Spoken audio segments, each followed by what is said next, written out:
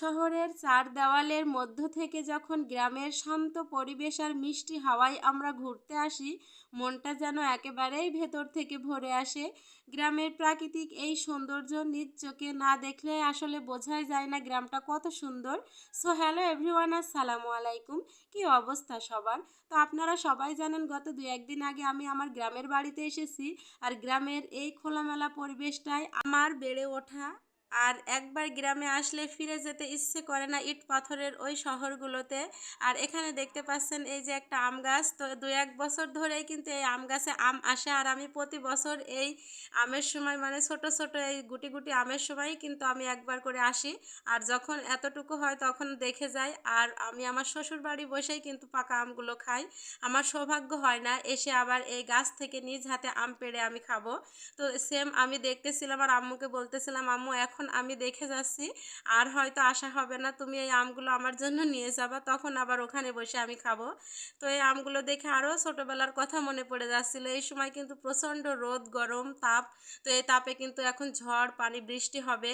তো এই বৃষ্টিতে ঝড়ে কিন্তু এই যে গুটি গুটি আম পড়ে, আমরা কিন্তু ছোটোবেলায় রাস্তার ধারে যে আম গাছগুলো থাকতো দৌড়ে ছুটে কিন্তু এই আমের গুটি পাওয়ার জন্য দৌড়ে ছুটে যেতাম। তো এখন আর সেই সময়গুলো নেই, তাই না?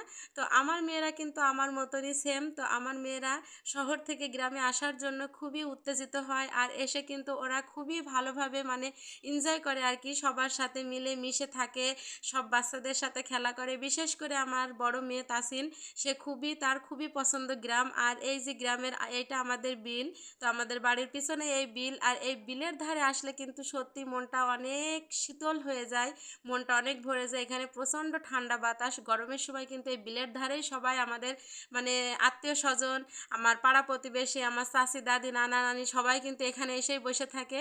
আর এই যে দেখতে পাচ্ছেন এখানে অনেকগুলো ছাগল, এই ছাগলগুলো কিন্তু একটা এখানে মানে মাঠ আর কি, এখানে পাশে কিন্তু চাষ করে, ওই চাষে লেগেছিল। তো একজনই ছাগলগুলো তাড়িয়ে নিয়ে আসতেছিল, তখন আমি এই ভিডিওটা করেছিলাম। তো দেখুন অনেক সুন্দর লাগছে।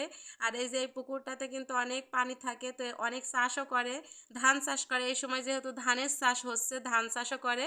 তো এবার করেনি, পুকুরটা আবার মানে মেরামত করা হবে, মানে পুকুরটা আবার গভীর করে কাটা হবে, এই জন্য কিন্তু এবার চাষটাও করেনি। আর দেখুন কত ছাগল, অনেক কালারের সুন্দর সুন্দর ছাগল আছে এখানে। এই ছাগলগুলো কিন্তু ফসল নষ্ট করতেছিল। তো আমারই কি এক চাচাতো বোন, ও তাড়িয়ে নিয়ে যাচ্ছে, যেহেতু ফসলগুলো নষ্ট করে ফেলতেছে এই জন্য কিন্তু তাড়িয়ে নিয়ে যাচ্ছে। সেম ওকে দেখে আমার ছোট মেয়ে তানহা বাবু, দেখুন এখানে আমরা বসা ছিলাম মানে বাতাসের জন্য, কারেন্ট ছিল না ভিতরে।